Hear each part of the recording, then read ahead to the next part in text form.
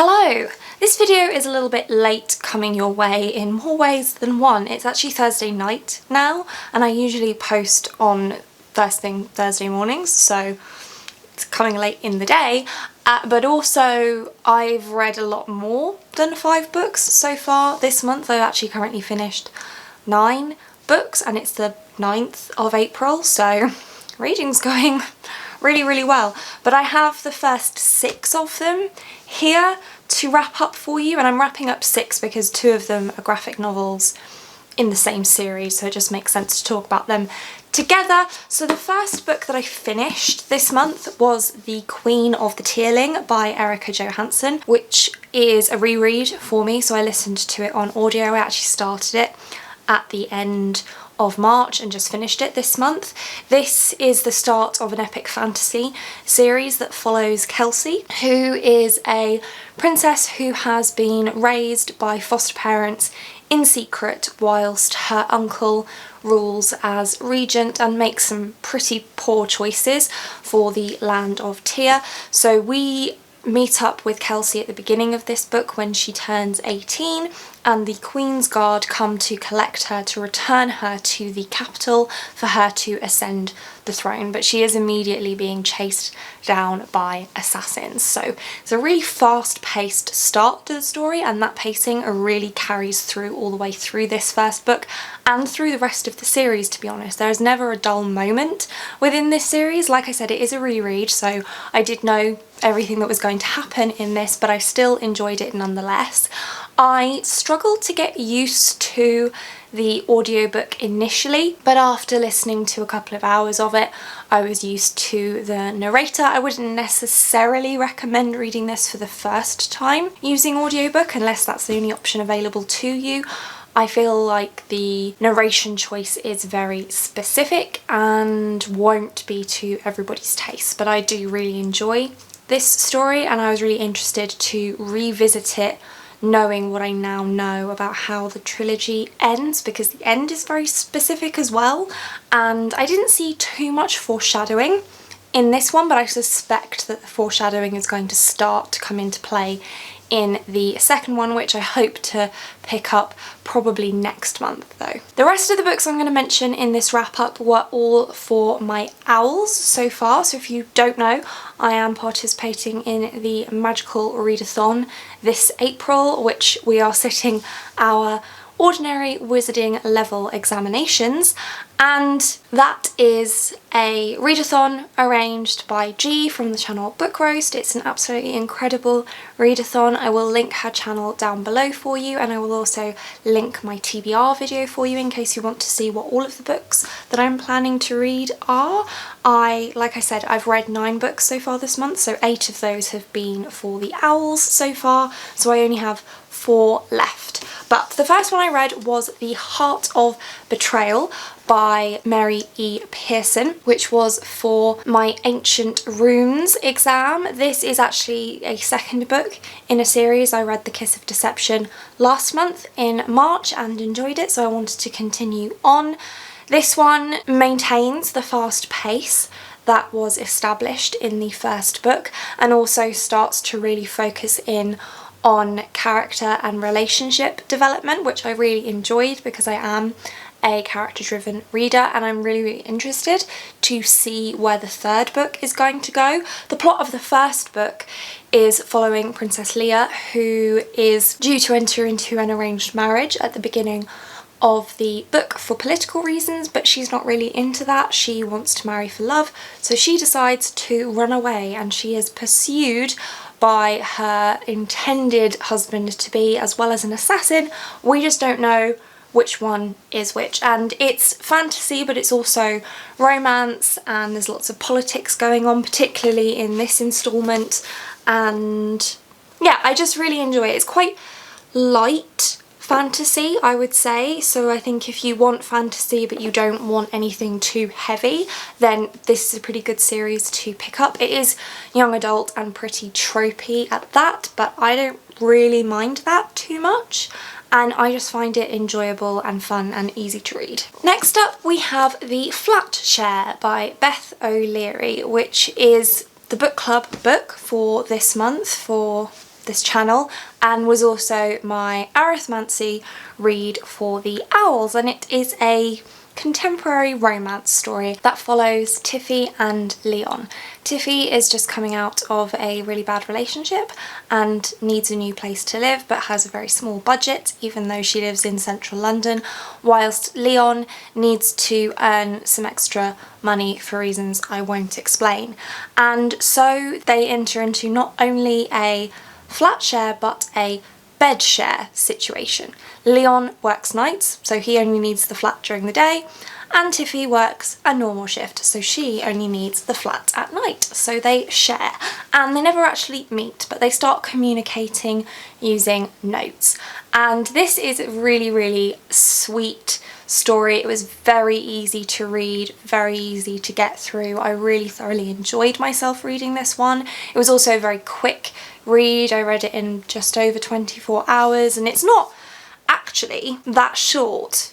You would normally expect, or at least I normally expect, contemporary books to be reasonably short, but this one's actually 391 pages, so nearly 400 pages. So it's a reasonable length book, but I just flew through it. The pacing is pretty good throughout, I found. I liked both of the characters. One word of warning I would give is that Leon's perspective is told in a very specific writing style. So Leon is a nurse and at a palliative care facility, and his sections of the story, because this is a dual perspective story, so his chapters are very much written in note form, the way that you would see medical notes written.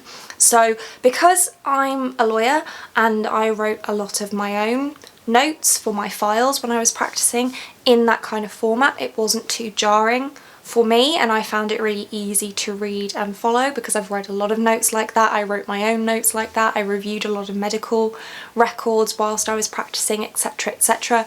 So I didn't find that particularly jarring, but it will be an adjustment for the vast majority of people. So don't let it put you off. You do get used to it, I'm sure, very, very quickly from those that I've spoken to that have read this who don't have a similar background to me. They've got used to it as they've gone through the book, so you will get used to it. Just be aware of it going in. The next book I'm going to talk about is The Unhoneymooners by Christina Lauren, which I read for Muggle Studies, although it wasn't the book that was originally on my TBR for Muggle Studies. I didn't realise when I built my TBR that you weren't supposed to just be reading a contemporary book for Muggle Studies, but you were actually supposed to be reading a book from the perspective of a Muggle, which normally would be fine and any contemporary book would fit for that. But actually the book that I chose was the Travelling Cat Chronicles, and that's actually told from the perspective of a cat, so not a Muggle. So I had to swap. So I swapped to The Unhoneymooners, which is a book that I read last year and was wanting to reread because it's a really, really fun adult romance, and I really liked the relationship that was in this one, and I found the audiobook available on Scribd, so I decided to pick this one up. I read it all in one sitting in one evening, so I listened to my audiobooks at 2 times speed, and the audiobook for it was only 8 hours or 9 hours to begin with, so I finished it in one evening, no problem. But it's a really, really fun one. We follow Olive and Ethan, who are the maid of honour and best man at their respective siblings' weddings, and through a series of events that I won't spoil, they end up having to go on the honeymoon instead of the bride and groom. The only problem is that Olive and Ethan hate each other, so this is a hate to love romance, and it's set in, where do they go? Hawaii. It's set in Hawaii, so it's really, really lush. I mean, you can tell from the cover. It's a really lush environment that they find themselves in, and they're put into lots of awkward situations whilst they're on their fake honeymoon, and it's a really, really fun time. Like I said, it was a reread for me, so I knew exactly what to expect, but I found it just as cute the second time round. It's actually nowhere near as graphic in terms of sexual content as you might expect For an adult romance, it's definitely not smutty, at least not in my opinion, especially compared to some of the books that I've read. For example, the Black Dagger Brotherhood series or the Lords of the Underworld series, so this is not really a patch on either of those, but I really enjoyed it. I found it incredibly sweet, and what I particularly liked about this one is that the angst in the story, there is some angst between the characters, of course, because it's hate to love, but the main source of conflict in the story is not actually about the relationship that we're following. I won't say any more than that, but I just really enjoy, and the same was actually true here. So I really like romance stories where the actual romance between the main characters isn't the cause of the conflict in the story, if that makes sense. So I liked that for the same reason, and the Flatshare has that too. And like I said at the start, the last two books I'm going to talk about together because they're part of the same graphic novel series, and that is Monstrous volumes 1 and 2 by Marjorie Liu and Sana Takeda. And I read volume 1 for Transfiguration and volume 2 for Divination for the OWLS. So I had read volume 1 before, but honestly when I read it the first time I was very confused, and I did not understand at all what was going on in this story. And it was actually one of the books that I read for my local book club, so I read it, didn't really understand what was going on, went to book club, still didn't really understand what was going on, but I wanted to continue because I want to understand, because the art in here is absolutely stunning. So I wanted to, especially when volume 2 is what came up for my divination read, I thought, you know, that's perfect. I'll read volume 1 for Transfiguration because there is shape-shifting in here, and hopefully on a reread I will understand it better, which is what the people at my local book club suggested, and I definitely did understand it better the second time through. I took it a little bit slower, I tried to really take in the images. I think where I struggled is I don't read a lot of graphic novels. I've read a lot of manga, well not a lot of manga, but I've read manga, but not so much graphic novels apart from Heartstopper, but Heartstopper is a contemporary graphic novel, whereas this is fantasy. So you are reading a fantasy but without all of the exposition. All of the exposition is taking place in the images, so you really need to take that on board.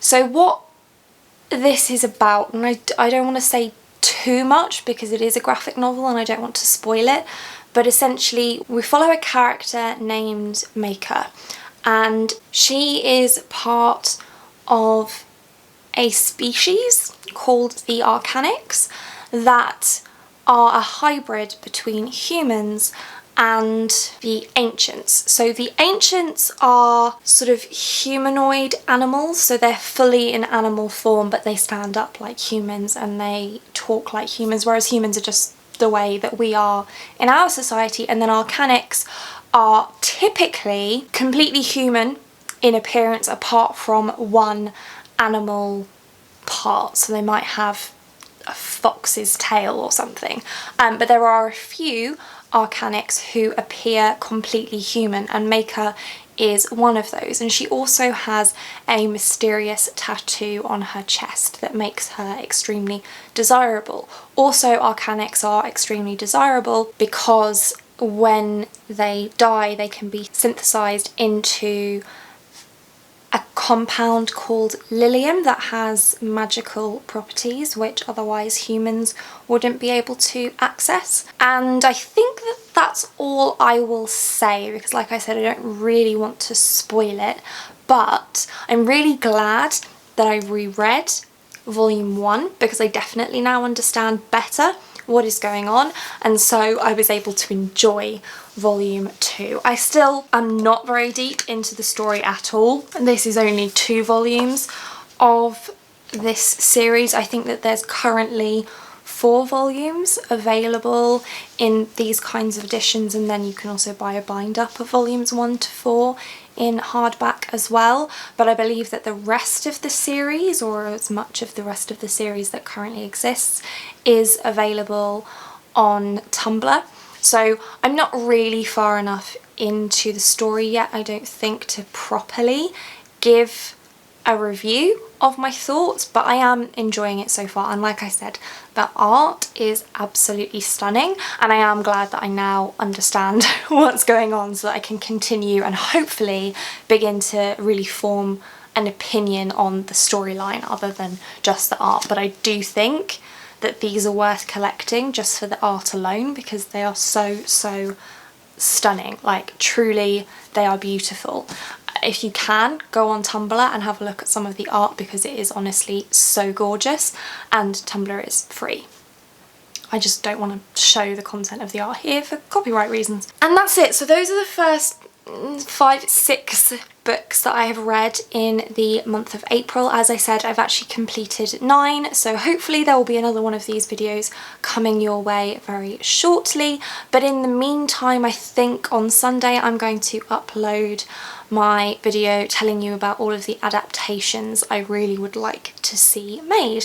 Have you been having a good reading month so far in April, and are you taking part in the OWLS? Let me know down in the comments. But that's it for this one. Thank you so much for watching. If you like this video and want to see more like this from me, then do think about hitting that subscribe button, and I hope to see you here again soon. Thanks. Bye.